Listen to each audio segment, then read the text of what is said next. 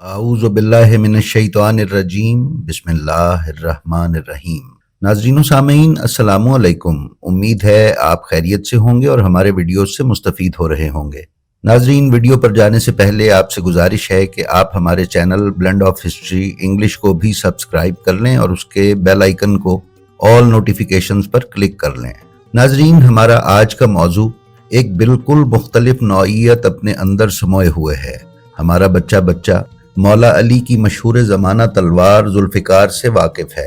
ہم یہ بھی جانتے ہیں کہ یہ تلوار حضرت علی علیہ السلام کو جنگ احد میں عطا کی گئی تھی، لیکن اس سے زیادہ ہمیں اس کے پس منظر کے بارے میں کوئی خبر نہیں۔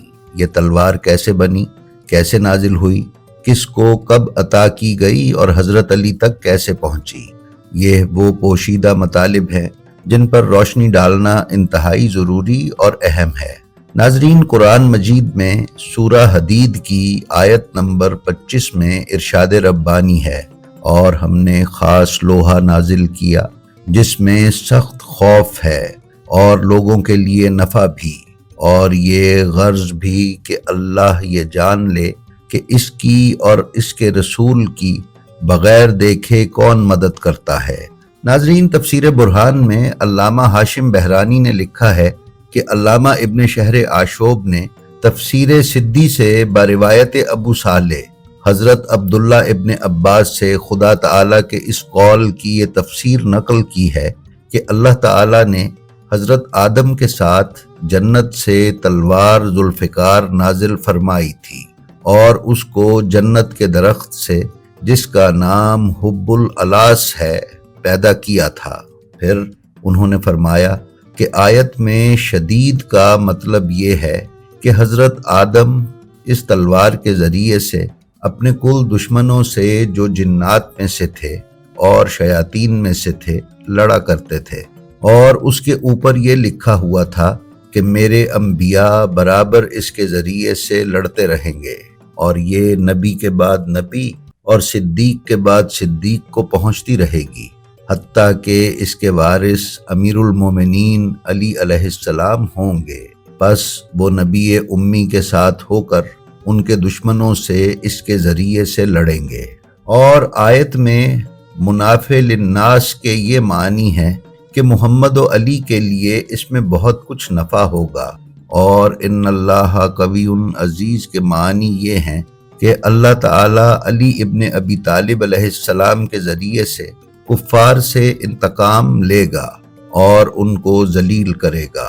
اس سے آگے علامہ ابن شہر آشوب نے فرمایا ہے کہ ہمارے علماء میں سب کے سب نے یہ روایت کی ہے کہ اس آیت میں حدید سے مراد ذوالفقار ہے، جو اللہ تعالیٰ نے آسمان سے جناب رسول خدا پر نازل فرمائی اور حضرت نے جناب علی کو عطا فرمائی۔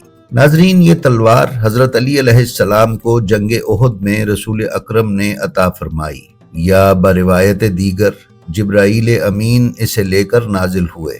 ابھی ہم اس تلوار کے سلسلے میں کچھ نوادرات آپ کی خدمت میں پیش کرنے کی سعادت حاصل کر رہے ہیں۔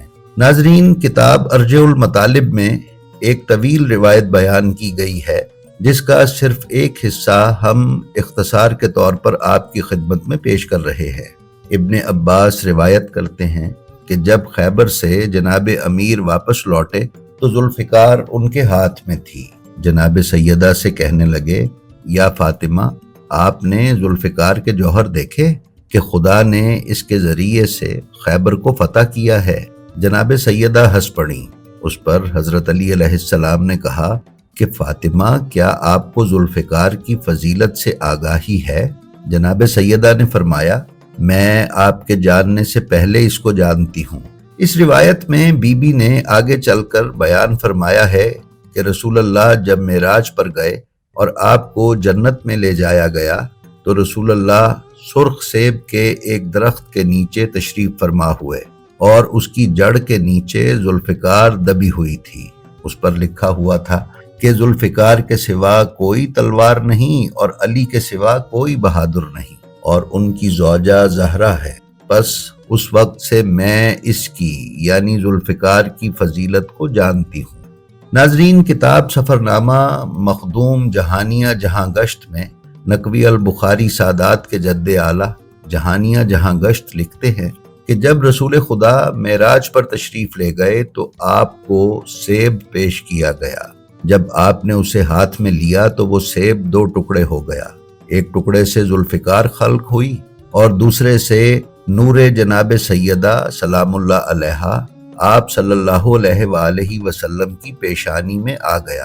اس وجہ سے حضرت علی المرتضیٰ صاحب ذوالفقار ہوئے اور خاتون جنت حضرت بی بی سیدہ سلام اللہ علیہا کے شوہر ہوئے۔ ناظرین، رسول خدا صلی اللہ علیہ وآلہ وسلم کے دنیا سے تشریف لے جانے کے بعد جب کچھ لوگوں نے حضرت فاطمۃ الزہرا سلام اللہ علیہا کی قبر مبارک کو دوبارہ کھولنا چاہا تو حضرت علی علیہ السلام نے غیظ و غضب کی حالت میں اسے نیام سے باہر نکالا، جسے دیکھ کر قبر کھولنے کی خواہش لے کر آنے والے افراد واپس چلے گئے۔ اس کے بعد ذوالفقار 25 سال تک نیام میں رہی اور 25 سال کے بعد جنگ جمل کے موقع پر نیام سے باہر آئی۔ یہ جنگ 10 جمادی الثانی 36 ہجری کو بصرہ کے مضافات میں لڑی گئی تھی۔ ناظرین، ذوالفقار کا تذکرہ صرف قرآن میں ہی نہیں بلکہ دیگر آسمانی کتابوں میں بھی آیا ہے۔ زبور کے باب 45 میں بیان کیا گیا ہے، تو بنی آدم میں سب سے حسین ہے، تیرے ہونٹوں میں لطافت ہے، اس لیے خدا نے تجھے ہمیشہ کے لیے مبارک کیا ہے۔ اے زبردست، تو اپنی تلوار کو جو تیری حشمت و شوکت ہے اپنی کمر سے حمائل کر اور سچائی اور علم اور صداقت کی خاطر اپنی شان و شوکت میں اقبال مندی سے سوار ہو، اور تیرا داہنا ہاتھ تجھے ہیبت والے کام دکھائے گا۔ اسی طرح مکاشفہ یوحنا کے باب نمبر 12 میں رسول خدا سے متعلق پیش گوئی میں اس بچے کا ذکر ہے جو لوہے کا عصا لے کر سب قوموں پر حکومت کرے گا۔ ناظرین، پیش کردہ یہ دونوں جملے جناب رسول خدا اور امام مہدی علیہ السلام کے بارے میں ہیں، اور ان میں جس تلوار اور لوہے کے عصا کا صراحتاً ذکر کیا گیا ہے وہ کوئی اور نہیں، صرف اور صرف ذوالفقار ہے۔ آئیے ناظرین، اب دیکھتے ہیں کہ اس تلوار کا نام ذوالفقار کیوں ہے۔ لغات فارسی کے مطابق فقار کے معنی ریڑھ کی ہڈی کے ہے۔ یہی معنی جامع اللغات میں بھی بیان کیے گئے ہیں۔ عربی کی مشہور ڈکشنری المنجد میں بھی الفقارہ کے معنی ریڑھ کی ہڈی کے مہروں کے ہی ہیں۔ اسی طرح منتخب اللغات، مہذب اللغات اور لغات کشوری میں بھی یہی معنی بیان ہوئے ہیں۔ کتاب عمدۃ المطالب کی جلد اول میں شیخ صدوق کے حوالے سے امام جعفر صادق علیہ السلام کی ایک روایت بیان کی گئی ہے، جس میں امام فرماتے ہیں کہ حضرت امیر المومنین علیہ السلام کی تلوار کا نام ذوالفقار اس لیے پڑا کہ اس کے بیچوں بیچ لمبائی میں ایک حظ یعنی ایک حصہ یا پورشن ایسا تھا جو انسان کی ریڑھ کی ہڈی کے بالکل مشابہ تھا، اس لیے اس کا نام ذوالفقار ہو گیا۔ یہ وہ تلوار ہے جس کو جبرائیل آسمان سے لے کر نازل ہوئے تھے۔ اس کا قبضہ یعنی اس کا دستہ چاندی کا تھا، اور یہ وہ تلوار ہے جس کے متعلق ایک منادی نے آسمان سے ندا دی تھی، لا فتح الا علی لا سیف الا ذوالفقار۔ ناظرین، اکثر مورخین اور علماء نے یہی بیان کیا ہے کہ تلوار کے ایک طرف دھار جبکہ دوسری طرف ریڑھ کی ہڈی کی طرح اونچی نیچی تھی۔ تلوار چلانے والے اور فنون حرب سے آگاہ ماہرین یہ جانتے ہیں کہ ماہر تلوار باز لڑائی کے دوران اپنی تلوار کی دھار بچا کر رکھتے ہیں۔ اگر مخالف ان پر اپنی تلوار سے وار کرے تو جنگجو کی کوشش یہ ہوتی ہے کہ مخالف کی تلوار کا وار اپنی تلوار کی دھار پر روکنے کی بجائے تلوار کی پشت پر روکے، تاکہ اس کی تلوار کی دھار محفوظ رہے اور مخالف کی تلوار کی دھار کند ہو جائے۔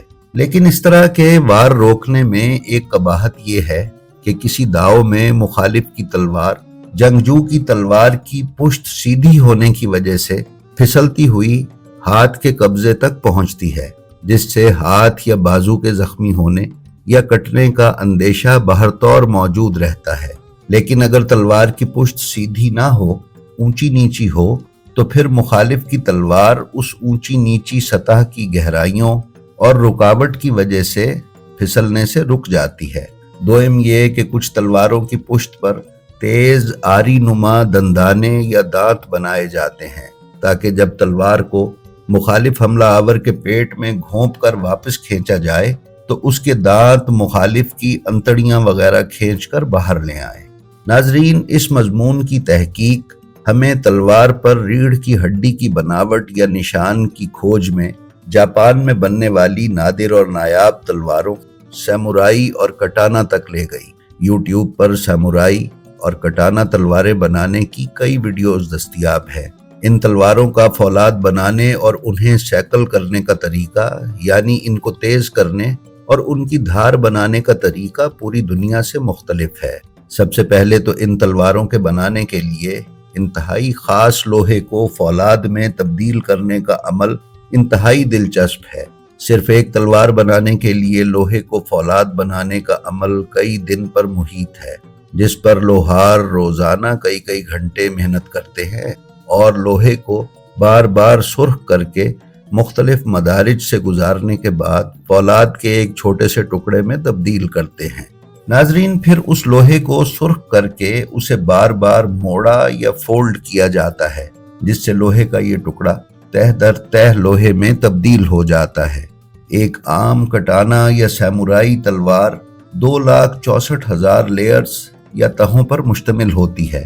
اس کے بعد کے مراحل میں اس لوہے کو تلوار کی شکل دے کر اس میں مزید سختی پیدا کرنے کے لیے جاپانیوں کے ہاں لوہے کی ٹیمپرنگ یعنی سختی کا عمل بھی بہت مختلف ہے۔ اس تہ در تہ لوہے، جسے ڈمیسکس سٹیل کہا جاتا ہے، خاص قسم کی مٹی لگا کر بھٹی دی جاتی ہے اور کئی گھنٹے لال ہونے کے بعد اسے پانی اور دیگر کیمیکلز میں ڈبو کر ٹیمپر کیا جاتا ہے۔ ٹیمپرنگ کے اس عمل سے اس تلوار کے لوہے کا جوہر اس کی سطح پر نمودار ہو جاتا ہے، جس کا پیٹرن ریڑھ کی ہڈی کے مہروں کی طرح کا ہوتا ہے۔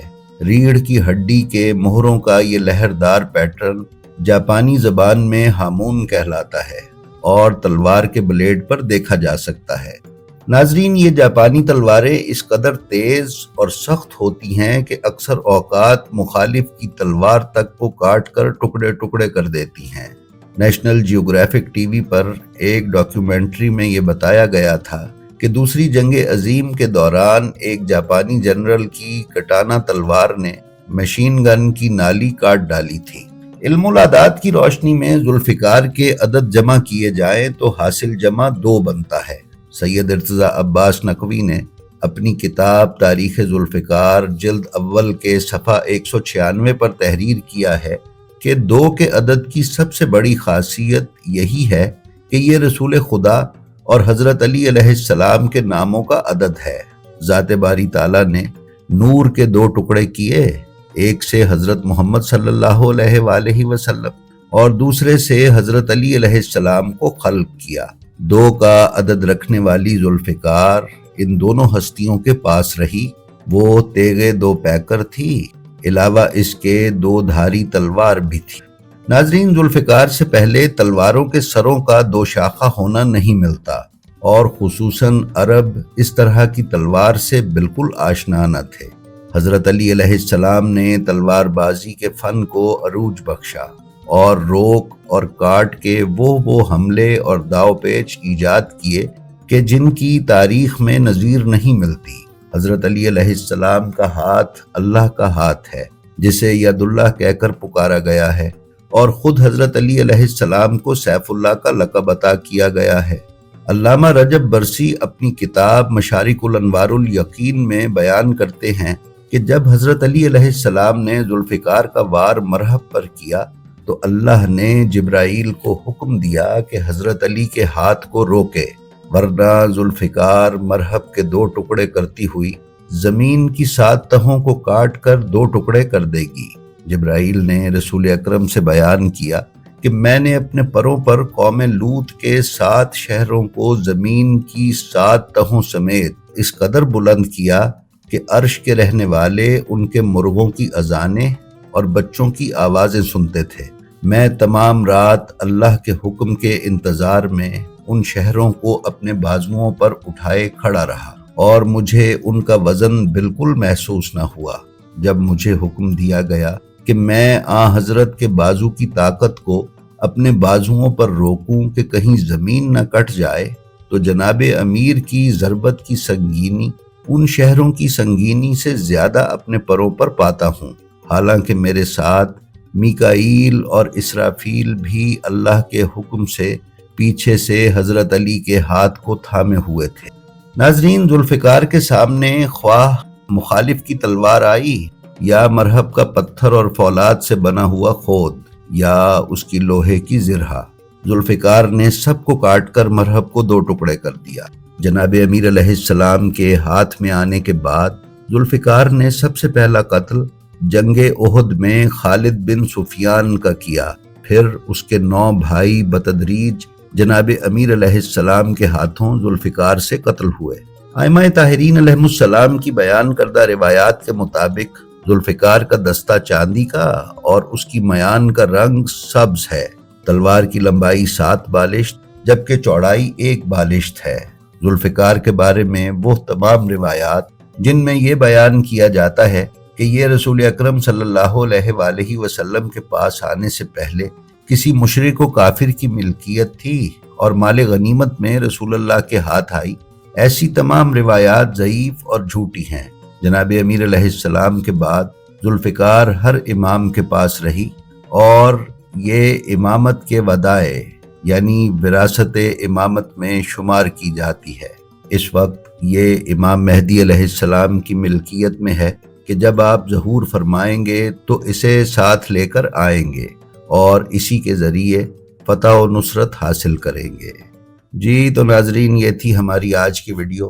ہمیں امید ہے یہ آپ کو پسند آئی ہوگی۔ برائے مہربانی ہمارا جو ویڈیو آپ کو پسند آئے اس کا لنک اپنے حلقہ احباب میں شیئر کر کے محمد و آل محمد علیہ السلام کی تعلیمات کی ترویج و اشاعت میں حصے دار بنیں۔ آپ اپنا اور اپنے متعلقین کا بے حد خیال رکھیں اور خلق خدا میں آسانیاں تقسیم کرتے رہیں۔ اللہ آپ کا حامی و ناصر ہو۔ السلام علیکم۔